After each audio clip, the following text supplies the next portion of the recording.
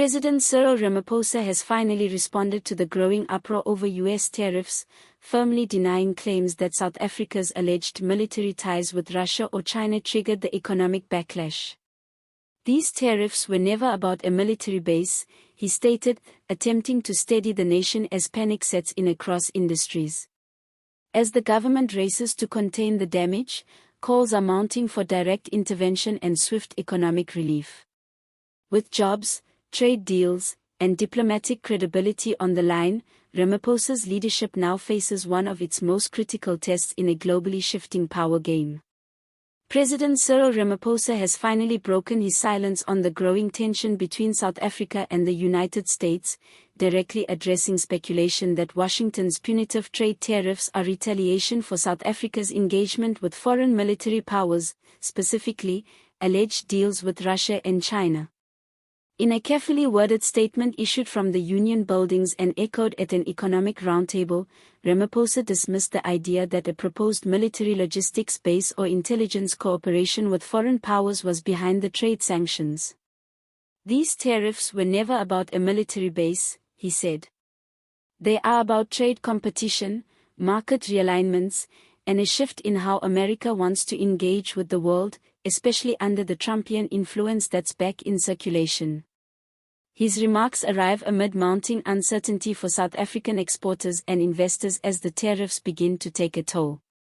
Sectors such as steel, agriculture, wine, automotive parts, and textiles are reporting reduced orders and cautionary notes from U.S. partners about looming supply chain disruptions. With Washington acting unilaterally and seemingly without consultation, Pretoria is scrambling to understand the motive behind the economic action and implement urgent support measures to protect jobs and industries already on edge. Behind the scenes, government officials are weighing several trade support options. Emergency subsidies, IDC-backed credit facilities, and diplomatic overtures to markets like the UAE, India, and Brazil are reportedly under review. Additionally, there's renewed interest in fast-tracking export diversification through the African Continental Free Trade Area (AfCFTA), which could help reduce long-term reliance on Western markets. But the crisis is immediate and politically dangerous. Ramaphosa, who has positioned South Africa as a non-aligned, independent voice in global affairs, is now under pressure from all sides. His statement on the military base was not just clarification, it was a strategic effort to distance South Africa from any perception that it's aligned with rival geopolitical forces. Still, many remain unconvinced this is just about trade. The timing of the tariffs, just weeks after leaks suggesting South African technicians were working with Russian military counterparts and reports of arms shipments, raises questions.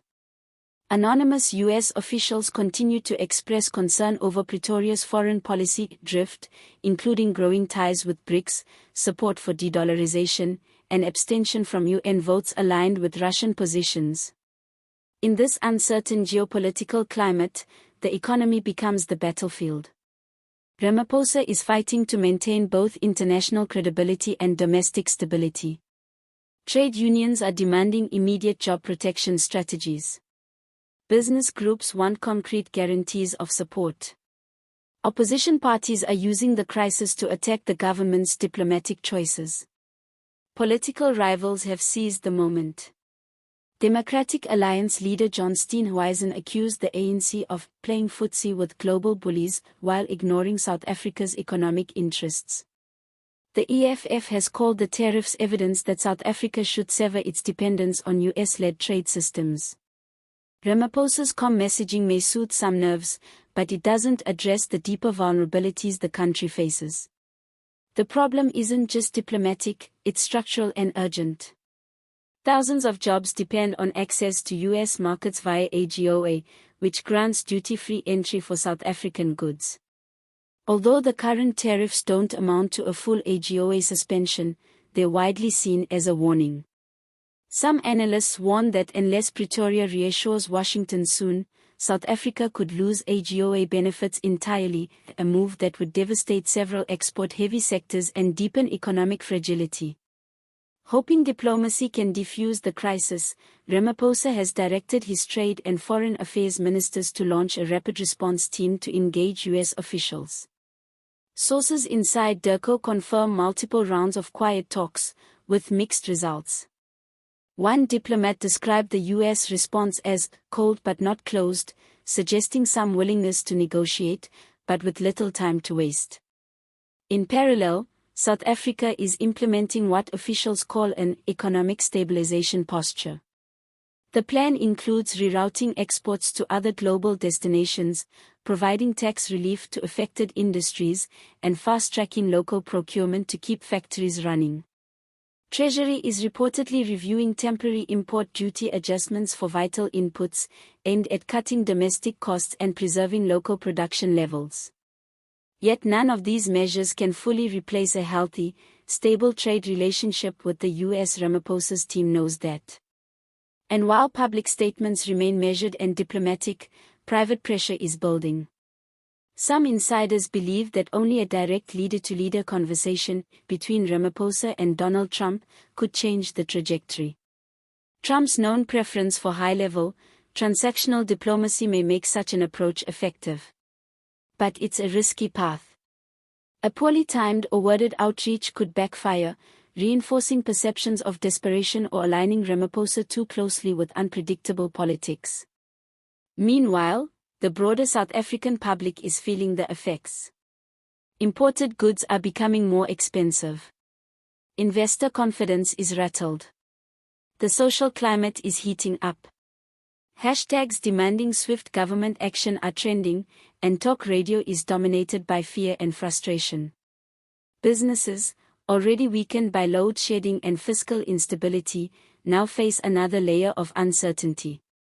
Through it all, Ramaphosa is trying to appear steady. By stating that the tariffs were never about a military base, he's signaling a pivot, one aimed at moving the conversation away from security tensions and back to trade fundamentals. He wants to restore a tone of economic cooperation before punitive measures harden into permanent policy. But time is limited. If a breakthrough isn't reached soon, the short-term economic fallout could become long-term structural damage. Ramaphosa is juggling delicate ANC politics, a volatile global landscape, and increasing domestic disillusionment. This trade clash with the US may become the defining moment of his presidency. The decisions made over the next few weeks won't just impact trade, they will determine South Africa's global position, its sovereignty amid great power rivalry, and Ramaphosa's own legacy. Will he be remembered as the leader who steadied South Africa in a storm, or as the one who failed to act decisively when the stakes were highest? Only history will judge. But one truth is already clear: in today's world, silence, spin, and slow-motion diplomacy won't cut it. The clock is ticking, and the world is watching.